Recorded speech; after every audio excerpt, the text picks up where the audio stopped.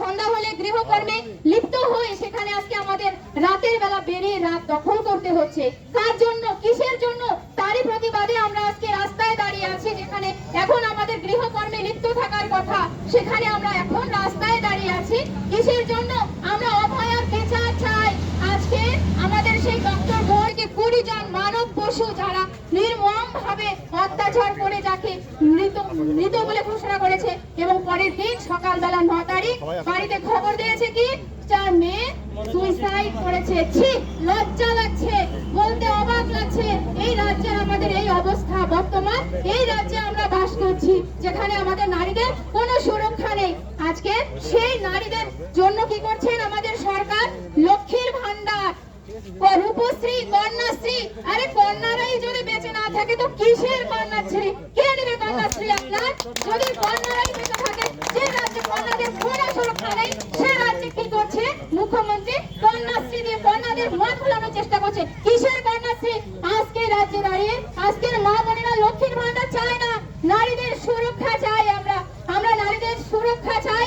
এবং আজকে আমাদের সেই ডক্টর বোন যে জীবন দিয়েছে, সেই নারকীয় পশুদের হাতে ভবিষ্যতে যে আরো কজনকে তার বলি হতে হবে, তার কোনো হিসাব নেই, সেটা আমরা বলতেও পারি না। সেই জন্য আমরা এই সরকারের প্রতি আমরা তীব্র প্রতিবাদ জানাচ্ছি, যাতে করে এই দোষীদের যত তাড়াতাড়ি সম্ভব শনাক্ত করে তাদের উপযুক্ত শাস্তি এবং নির্মম শাস্তি, কঠোর থেকে কঠোরতম শাস্তির দাবি আমরা করছি।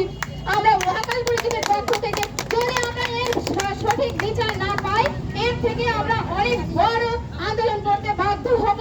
মা বোনেদের তরফ থেকে আজকে আমাদের এটাই দাবি। ভাবতে অবাক লাগছে, আজকে যেখানে চৌপথি বাজারে আজকের জন্য একটা ডক্টর বোনের জন্য যে আমাদের ভবিষ্যৎ, যাই দোকানে আমার মনে হয়েছিল যারা এখানে আশেপাশে দাঁড়িয়ে রেখেছে, না রেখে আমাদের এই পথে সামিল হওয়া দরকার ছিল, কিন্তু জানি না তাদের কিসের ভয়ের জন্য, নাকি লক্ষ্মীর ভান্ডার, কন্যাশ্রী কিসের জন্য জানি না, তারা দাঁড়িয়ে দাঁড়িয়ে দেখছে, কিন্তু এই প্রতিবাদ সভায় এসে সামিল হতে হয়তো ভয় পাচ্ছে।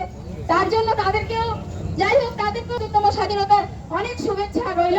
কিন্তু আমরা তো স্বাধীন হইনি। আজকের সমাজে আমরা নারীরা কি স্বাধীন?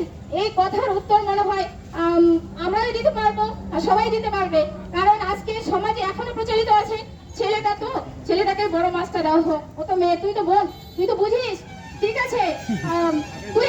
আজকে আমাদের এটাই দাবি, এটাই প্রতিবাদ। এর যদি আমরা সুবিচার না পাই, এর থেকে বড় সড়ো আমরা আন্দোলনে আমরা বাধ্য হব।